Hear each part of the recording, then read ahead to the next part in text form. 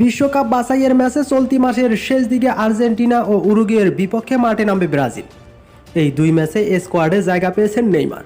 দীর্ঘ 16 মাস পর জাতীয় দলে ডাক পেলেও আবারও ইনজুরির কবলে পড়েছেন এই ব্রাজিলিয়ান সুপারস্টার।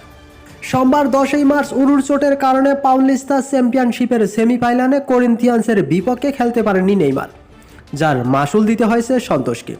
2-1 গোলের ব্যবধানে হেরেছে তারা। আগের ম্যাচে ব্রাগান্তিনোর বিপক্ষে সন্তোষ জিতেছিল 2-0 গোলে।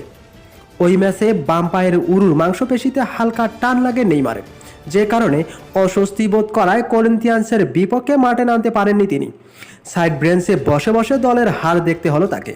প্রায় 1 বছরের বেশি সময় পর মাঠে ফেরা নেইমার নিজের চোট নিয়ে বলেন, দুর্ভাগ্যবশত গত কয়েকদিন ব্যথা অনুভব করছি। সত্যি আমি খেলতে চেয়েছিলাম, কিন্তু সকালে পরীক্ষা নিরীক্ষার পর ব্যথা অনুভব করি।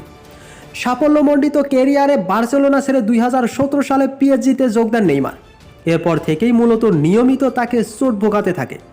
এরপর ফ্রান্স ছেড়ে 2023 সালে আল হিলালে যোগ দেন নেইমার, কিন্তু এসিএল চোটে ছিটকে পড়েন লম্বা সময়ের জন্য। ফলে সৌদি আরবের দলটির হয়ে কেবল 7টি ম্যাচ খেলতে পারেন তিনি। সেখান থেকে গত জানুয়ারির দল বদলের সন্তোষে ফিরে পুরনো ছন্দে ফেরার পথে একটু একটু করে এগিয়ে যাচ্ছিলেন তিনি। টানা কয়েক ম্যাচে জালের দেখাও পান। একটি ম্যাচে সরাসরি কর্নার থেকে গোল করার পর সরাসরি ফ্রি কিকে জালের দেখা পান তিনি। এতে প্রায় 16 মাস পর ব্রাজিল দলে ফেরার সুখবরও পান 32 বছরের এই ফরওয়ার্ড।